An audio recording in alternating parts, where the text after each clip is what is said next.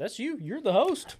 We're up. I was just waiting for you to maybe have some sort of dramatic, because that was a very clean, effortless transition there. Listen, it's like you know what you're doing or something. Like you've done this before a time or two. Only once. Only once? We're working on it. Producer Pat, Carl Prather, thank you for people that are watching this take after take. We have more, by the way. I know. Hold on. Didn't you tell? Hold on. Well, I want to sound smart.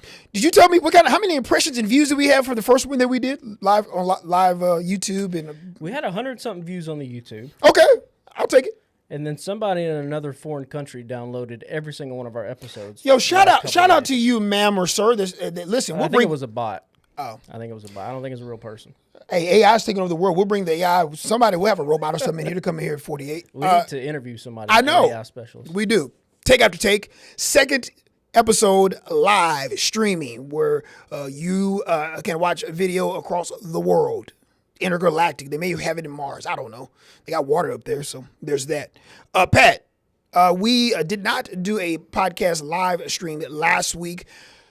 High school basketball is taking over our lives, the sports team here at WAFF. Shout out to all of our high school basketball teams that are going through regional basketball. This is state basketball week this week. We will have some state champions, fingers crossed, at the end of this week as well. So very, very busy last 3 weeks. And then we hop right into college basketball with the SEC basketball tournament, the ASUN basketball tournament, SWAG basketball tournament, the NCAA tournament. So once we kind of get out of March, we'll be ready to rock and roll. But, Pat, we discussed or decided to talk about a couple of things today. I think the first thing we definitely do, because we're kind of ending the respective college basketball season, is number one, have you watched any college basketball? He is a big NBA fan. I love the NBA as well. We know the ratings are down. It's still a great product. We don't Luka hate LeBron, on the NBA. by the way. Oh, let's talk about that really quick. So just real fast. In our group chat, as we are all big NBA fans, just sports fans, right? You love sports, even if you're a casual fan. If you hear that a all-star caliber player is like being transferred, like international soccer, if it's being traded to another team, said the Lakers, you would obviously think that the Lakers would be better. Obviously, they're better. We had a big argument between the both of us that the jury is still out on if the Lakers and the Mavericks. You need to be truthful. Yeah, I think the Mavericks could win a championship in 3 years. 100%. You said Luka was fat, out of shape. Where to lie at? Well, look at the past 2 games. He was out of shape when he took the team to the finals. When you are an all NBA player and a franchise wants to move on for you because they do not believe that you have everything what it takes for you to be a part of this organization. What I mean, on the court, off the court, doing all of the right things to be able to make yourself a great player like you are. I get it. Like, no one's like refuting that fact. Like, if you cannot refute the fact that Luka Doncic is not a Dallas Maverick because they did not believe long term that this would work. Here's what I'll tell you, and we're on the time crunch today, so we're going to go to college basketball. The Los Angeles Lakers are going to be in the Western Conference Finals. No. Don't start there. They'll go against OKC. Don't start that. You said they're going to win a championship. They have a very good shot of winning a championship this year. A simple yes or simple no will suffice. Are they going to win the championship or not? I'm going to take them. They're not winning the championship. I'm going to take them. They're not winning the championship. Call me crazy. Yeah, they're not. Talk college basketball. They're not winning the championship. No, we don't want to hear about that. I just want to ask one more question. So, we got a guy in Philadelphia that was an MVP. Yeah. We know all of the talent that this young man has in Joel Embiid. They're about to move on from this guy. I'm not saying Luka Doncic could be that, but with all of the nagging injuries and things that he's had in Dallas, I get it. You got an all-NBA guy. I get it. It never happens. But this could be a great marriage for both. If the Dallas Mavericks win a championship in the next 36 months, it's great for them. It's great for the Lakers if they win a gazillion after that. But people can't act like the trade was just like absolutely crazy. The crazy part about the trade was what Dallas didn't get back in return. But other than as far as the trade, any sensible sports fan would be like, I understand. We understand what Luka, why we have to move on from him. That's all I have to say. I don't understand. I'll never understand. But let's continue. Let's continue. They're going to win the championship. Absolutely insane. No, they're not. I'll put my money where my mouth is. Alabama and Auburn basketball have a great chance, and Tennessee basketball have a great chance of winning the championships. Your thoughts? Hold on. Have you watched any college basketball? Okay, so you have, of the three, which do you like them all? Do you like one? Do you like two? Who do you like? In the SEC as far as Alabama, I'm just giving you three right now. Alabama, Auburn, Tennessee, just because of our viewing audience, and then we can kind of go in the national landscape as well.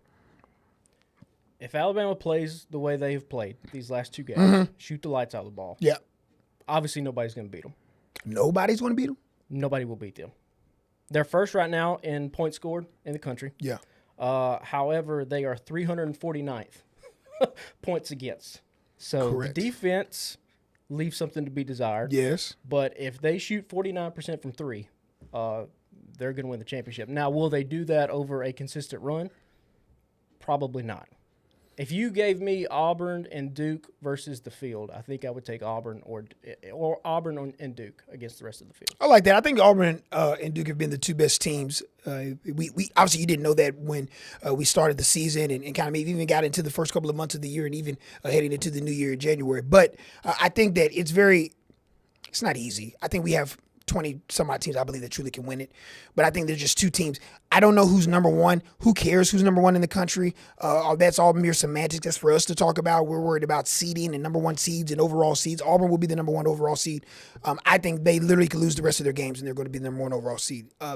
Their quad 1 wins relative to Ken Pom and the way that they've kind of defined that metric over the last 5 to 7 years is absolutely amazing. I was literally talking to a family member of mine who's a diehard college basketball fan over the weekend, and I literally said to him, I literally have to seriously educate myself and go back in past seasons, I guess relative to the sample size of the Ken Pom Patrick of a program in a season that's had these many quality wins. It's unheard of, the amount of wins that Bruce Pearl and the Auburn Tigers have had. They have been fun to watch. They've been exciting, but more importantly, they've just produced an unbelievable brand of quality basketball. Alabama's done the same. I think when you look at Alabama, I think Tide fans and college football fans alike will understand, their defense could be better. The turnovers have kind of been the major issue for me over the last 60 days. It wasn't a big issue for me earlier in the year, but for reasons unknown, not being able to take care of the basketball over the last maybe 5 to 7 games.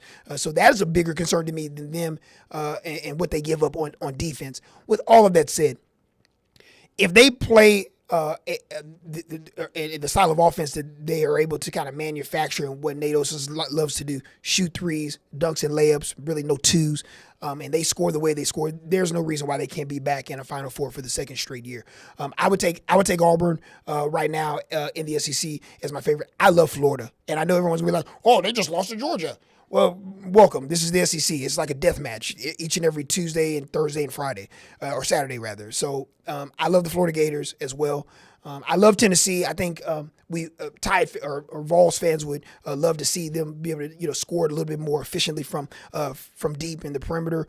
Chaz Lanier has been great. He was a co-SEC player of the week this week alongside Muscle Shoals native Mark Sears. But if I had to go in order, it would be Auburn for me. Florida, it'd be Auburn,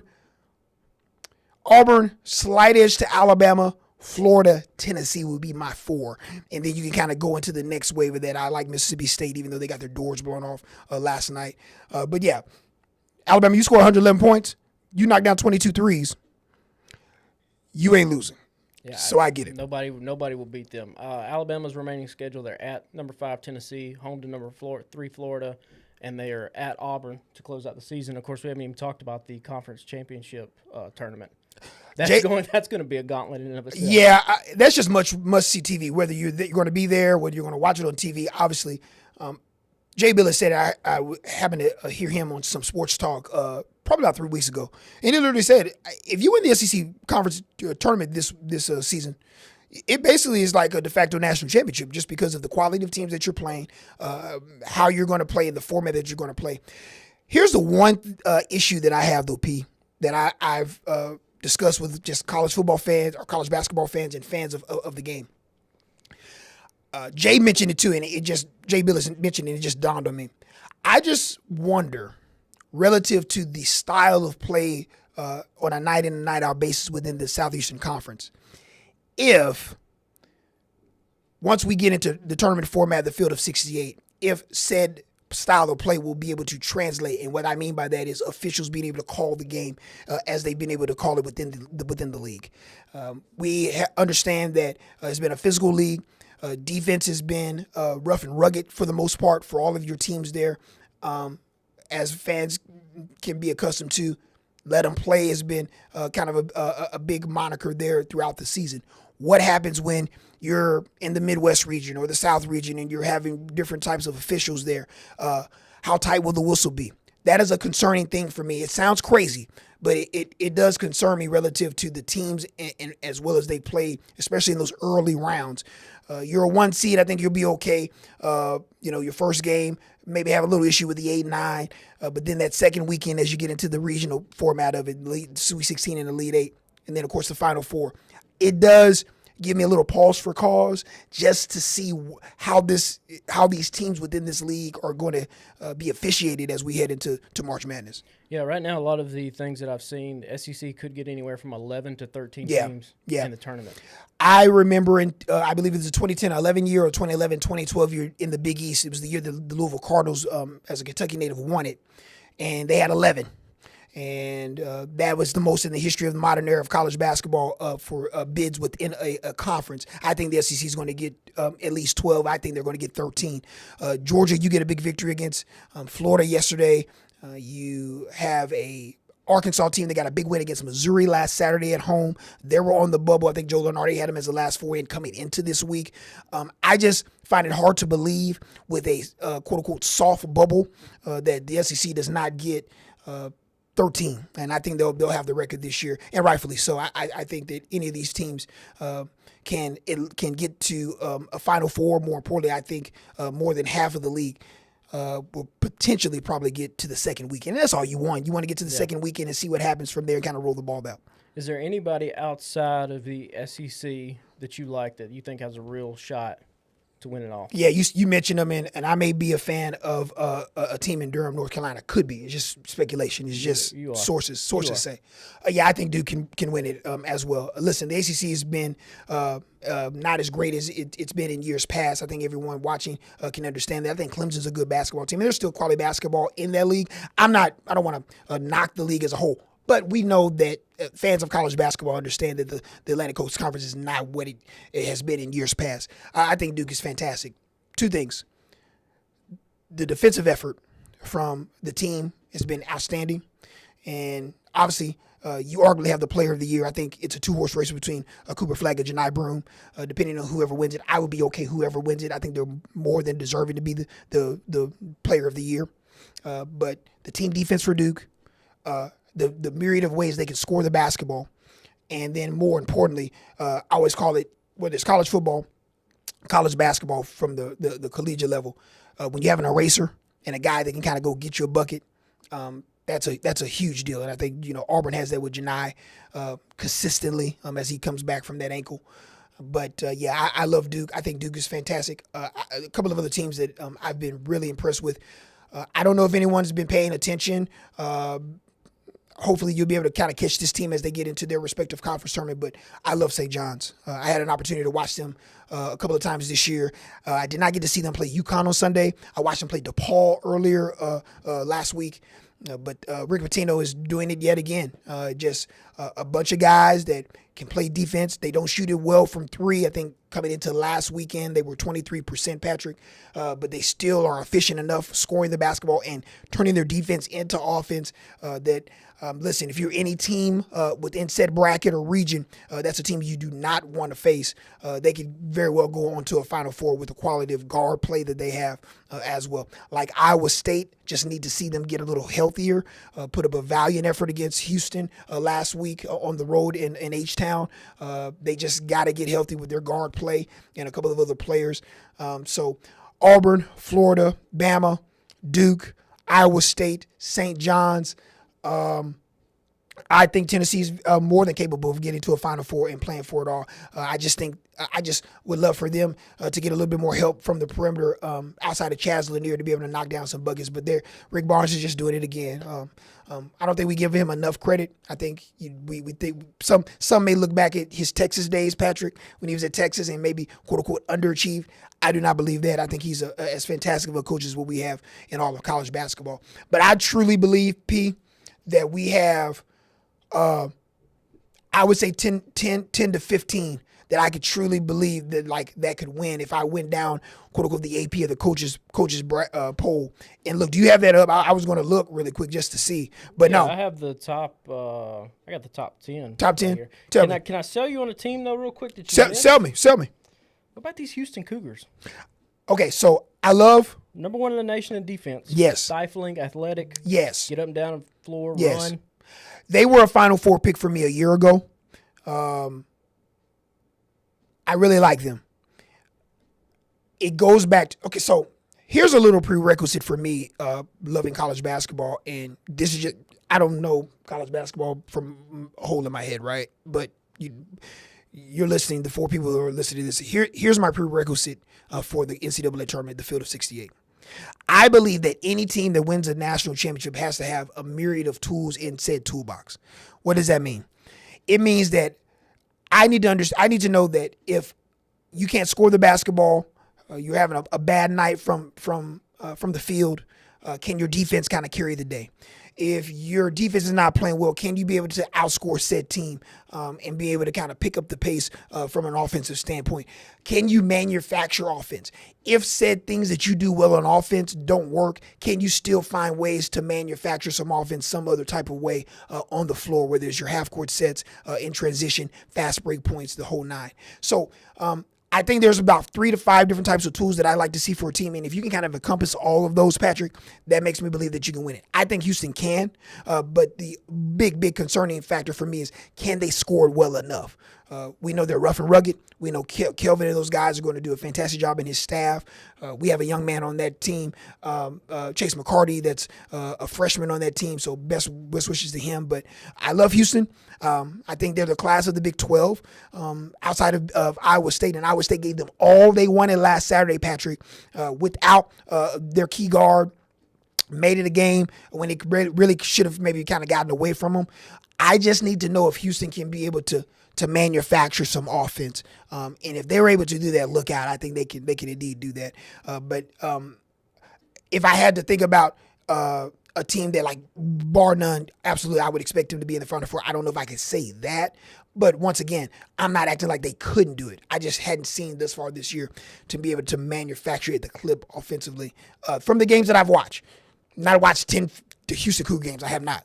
But the couple of games that I've watched, a little bit left to be desired from an offensive standpoint, half-court set, and being able to score it. I mean, we kind of see it in these tournaments. The games sort of slow down. Yep. It's just like the NBA Yep. playoffs. It slows Absolutely. down. And I just watched that Houston team. I watched them against Iowa State, and I was just like, man, there's the 5 guys on the court are playing hard. They're running super athletic, like 1 through 8. Just They're the anacondas of college basketball, in my opinion. Yeah. They just squeeze you and squeeze you and squeeze you until you can't breathe anymore. I just don't know, Patrick, if you watch them, I just don't know if the game offensively, if the game gets slowed down. And for the sake of argument, case in point, last Saturday, Auburn is hosting Georgia. It's 29-24. Auburn is shooting 30% from 3. Auburn made only 3 threes in the first half. They go on and win the game. Janai has an Auburn career high of 31-14 or whatever it was. It goes back to, can you manufacture from all facets if some things are not going well? I think Georgia ran a 3-2 defense there. The half-court set really confused Auburn. Credit to Coach Pearl and Steven and Bruce and his staff to be able to kind of figure out those adjustments that Janai got off in the second half. Those are the things I need to see. And I've seen enough of it from Auburn from November, December in their non-conference relative to them getting in conference. I want you all just to think about just the season as it is. Forget if they lose in the first round or they win the national championship or they lose in the national championship or anything in between in the postseason. I want everyone to understand this. This team has lost 2 games. Yeah.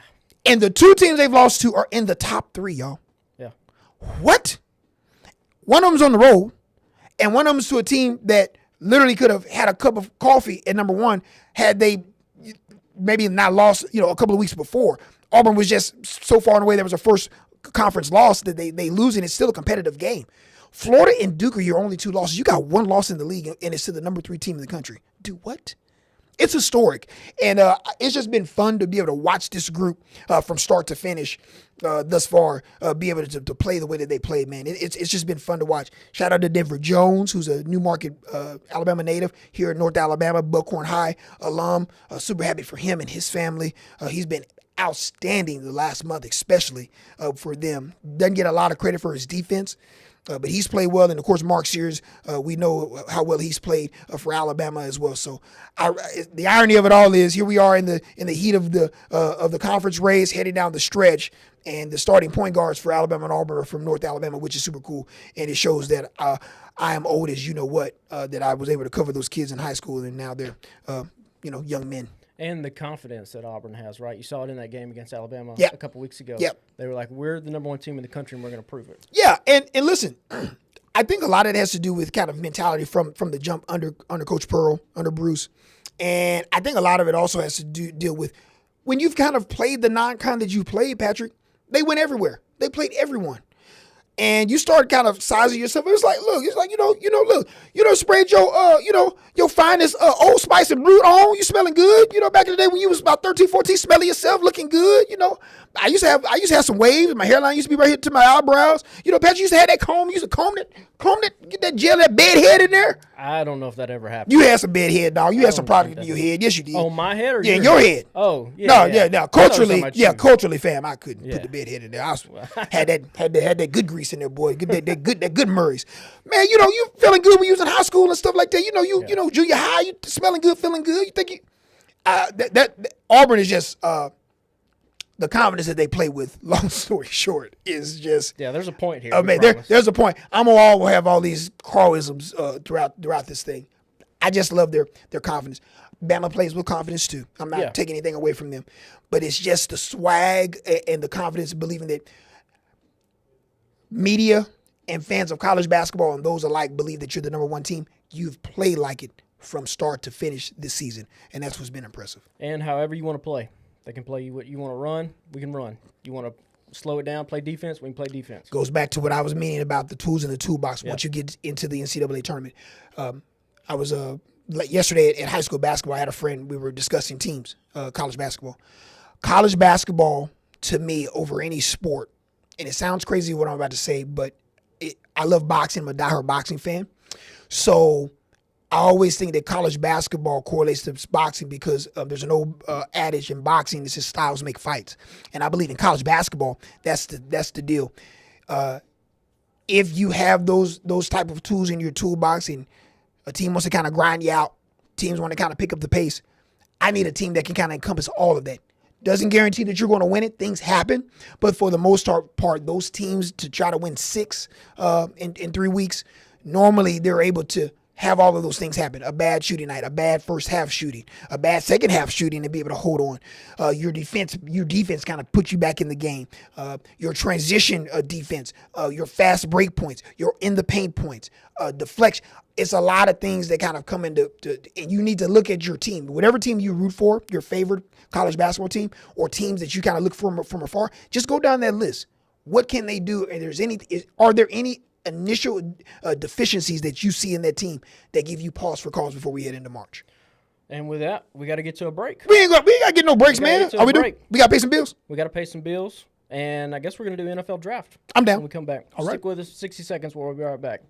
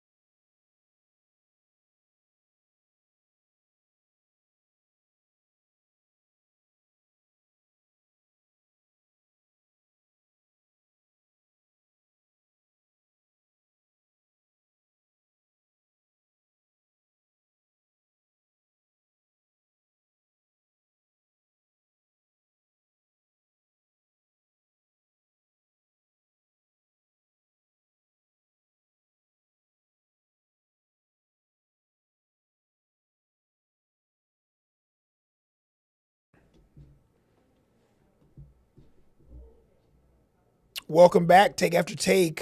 Thanks for joining us where you are watching YouTube, Facebook, and, of course, our podcast. Will have this episode up here shortly, so you can enjoy that as well. So, Patrick, we were talking college basketball to start, but now we're kind of moving into the NFL draft. I know we have, obviously, a lot of football fans here in our area, and everyone loves the National Football League. It's draft time.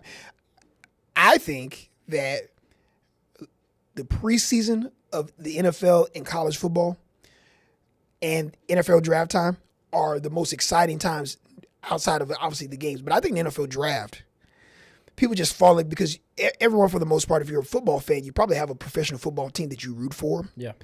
And I think everyone is just trying to find a piece here, a piece there, somebody you think that's good. Just outside of preseason top 25 talking college football, I think it gets even better than the NFL draft. The NFL draft scouting combine underway in Indianapolis as we speak. Some of your elite prospects and top prospects that will come off the board early, or those that have just been invited are meeting with respective NFL franchises, coaches, GMs, directors of player personnel throughout the league. In Indianapolis, home of the Colts. I heard a couple of interviews listening to Satellite Radio today. I heard from Jihad Campbell from Alabama, was outstanding with his interview. Heard a little of Mason Graham as well. Obviously, Mason will be early off the board, and Jihad should probably be picked in the first 3 rounds as well. But your thoughts on the NFL draft? I know that you're going to be intently watching because, whew, Yeah, I'm on your the Titans. clock. Hey, dog, your Titans, Number number one. We briefly discussed this a couple of weeks ago. They have the number 1 overall pick. They do. You have a new GM. We do. Came from the Chiefs, correct? Came from the Chiefs. Chad Borgonzi. Chad Borgonzi.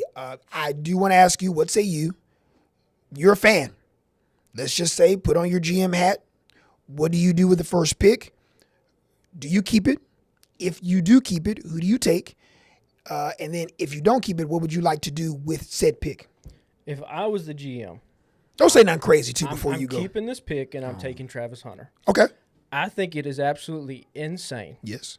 that we have not that far removed from the college football season. Yes. Where we saw a dude catch almost 100 passes, score 16 touchdowns, lock down the best receiver on the other side of the ball, have 4 interceptions, win the Heisman Trophy, and everybody's just like, well, Abdul Carter's the best player, or the Titans should take Cam Ward. Am I going crazy? What's happening? Is it kind of is it weird to say that football media pundits are basically saying Abdul Carter is in the running to be the number 1 overall pick, but Travis Hunter may be the best football player? And the irony of it all is, well, if he's the best football player, why wouldn't he go first overall? He's the best corner in this draft. He's the best corner in the draft? Yes, I believe so. Better than Will Johnson at Michigan? Yes. Okay. I also believe he's the best receiver. Better than Tedero McMillan? Yes. Okay. I think McMillan might be a bust. Whoa. I see McMillan, Not hot take. I see Corey Davis. I told you this. I cannot Corey unsee Davis. it. Now, what the Titans are going to do, they're trading this pick. They're going to trade it. They're You gonna trade 100% believe they're trading the pick. I believe they will trade it. What do you get in return? So this is the question. Okay. Because now we have a new wrinkle in the draft. What's the wrinkle? Matt Stafford and Oh, his yeah. agent are Yeah. out there looking for a trade. Correct. And that could potentially shake up who needs a quarterback. I'm with that. He's not coming here to Tennessee. Oh, he's not. Okay. No, he ain't coming to Tennessee. He's trying to win and be a Hall of Famer. Why would he come to us? We're going to be I mean, if y'all give him, years. look, if y'all give him a little bag, you know what I'm saying? That is true. I think if the Titans are trading back, it's probably only to either the Raiders or the Jets. I don't think they go back any further than that. Okay. If the Raiders are trading up, they're taking Shador. Point blank. That's what they're trading up for. Okay. However, if you fall back to number 6, you are going to miss one of the 4, I think, premier players of this draft. Who are the 4 premier players in your opinion? So I think Cam Ward and Shador, if you like one of those quarterbacks, Okay. they are one of the 4. And I think it's Abdul Carter. Can two of those players be in your top 5 if you had to do 5? Shador and Cam. I think Cam would be top 5. If I was just ranking prospects, I think Shador he would obviously be in the top 10. Okay. But I would have a guy like Mason Graham in front of him, but just because of positional value, Sure. Shador's up there.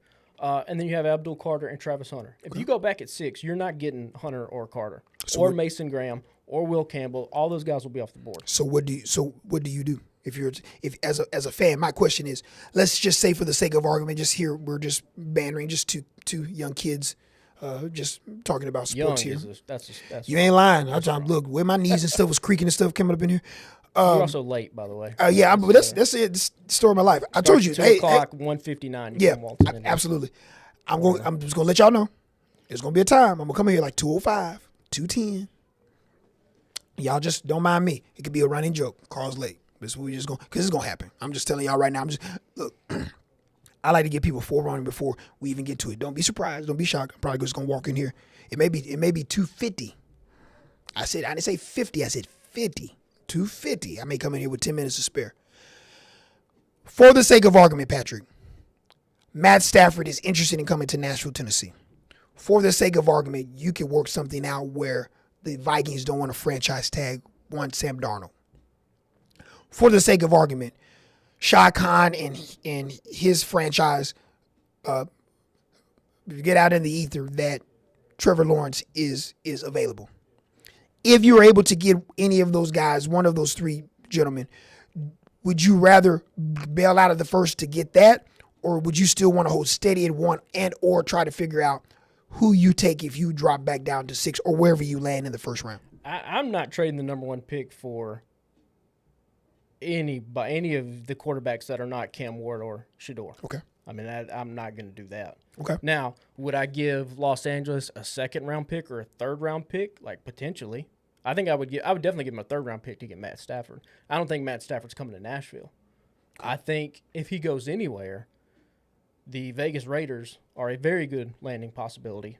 And they might do a thing where they stay put at 6, take Shador, and get Matt Stafford.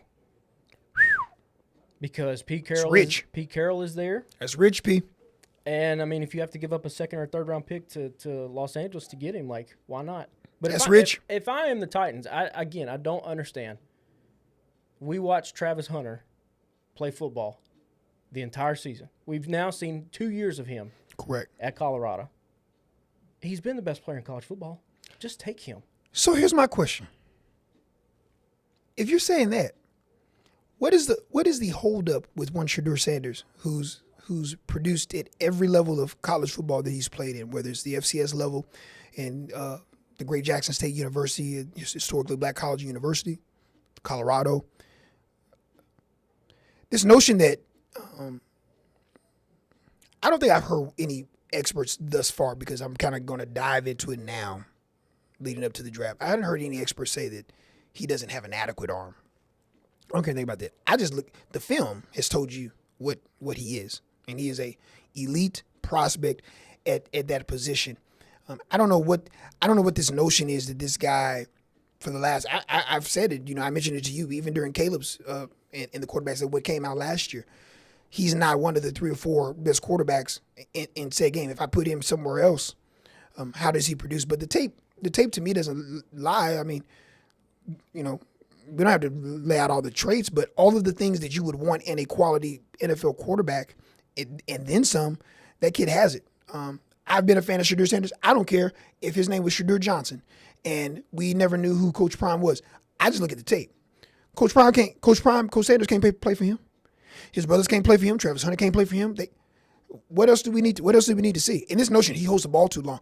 I would hold the ball too long and try to make things happen too if I got sacked 52 times last year and like 30-something times this year. Yes, those can be corrected if he's protected. And I think over time, whatever franchise he's with, they will protect. You would hope that they will protect their asset. So I just never got that. I agree with you with Travis. I think Travis is outstanding too.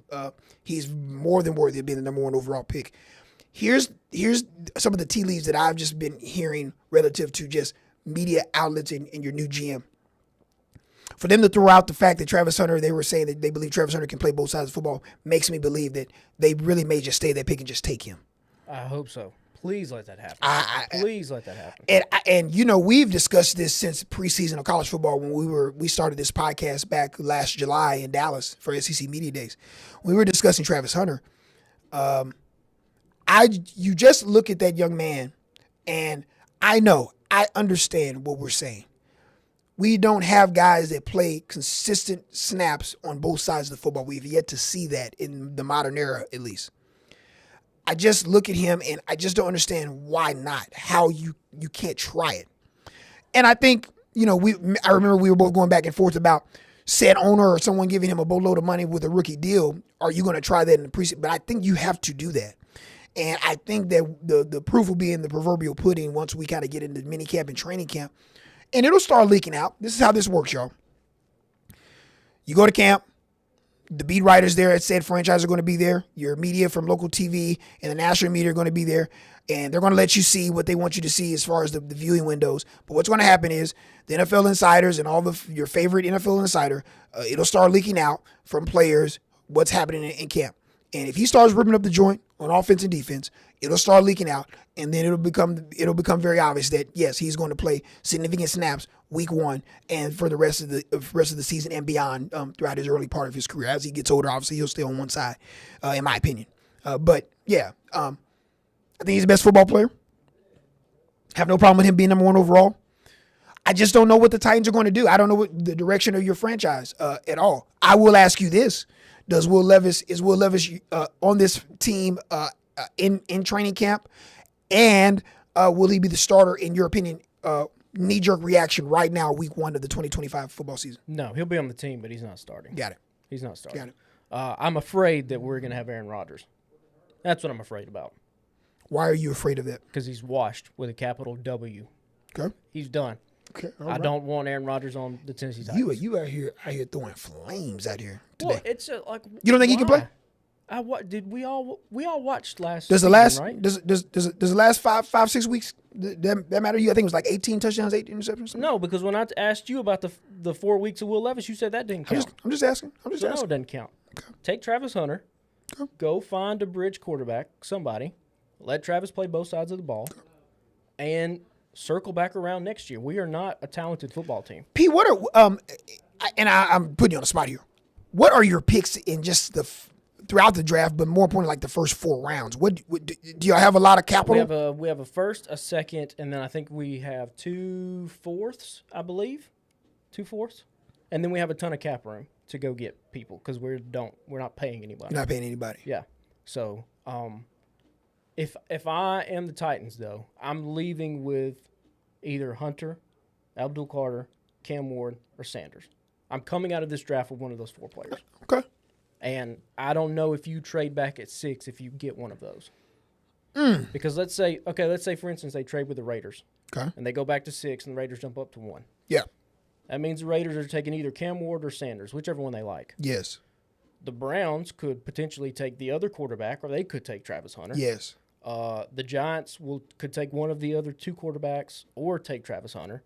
The Patriots could use Abdul Carter. They could also use a tackle. You ain't lying. Jaguars as well could use Abdul Carter. So, I think if I'm at 6, I'm left with nothing. That's the scary part. You just don't want to go to 6. I don't want to go to 6.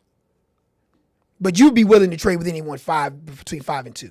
Yeah, but I don't know who you're gonna who makes sense. The Patriots don't need a quarterback. The Jaguars don't need a quarterback. The Giants are at 3. Why would they trade up? As it stands right now, Titans obviously number 1 overall for the draft. Cleveland Browns at 2. The New York Giants at 3. New England Patriots at 4. The Jacksonville Jaguars at 5. And then, of course, the Vegas Raiders at 6. And then you have the Jets there at 7. The Jets could also be a wild card. Yeah, question is, we've seen this movie countless times in drafts of yesteryear. You would say to yourself, if you are in the market for a quarterback, especially within the top 10, as we get closer, you're going to want to try to move the needle a little bit. You get on the phone. They're probably those teams within the top 10. You're already kind of laying those breadcrumbs down right now to gauge someone's interest. We saw that if anyone watched the Hard Knocks for the New York Giants in the offseason. We saw that. That's how you do this pro days, combines, whole 9, scouting combine. So if you're the Jets or any of the other 3 to 4 teams that are in the need of a quarterback, there's going to be some aggressiveness there because I would assume, I think it's safe to say that Shedeur and Cam are your 2 guys. And then after that, Jackson Darter's kind of entered the chat with his play. Then you start looking that way. Other than that, you're probably going to, kick the tires in round 2 and beyond. So that's the interesting part.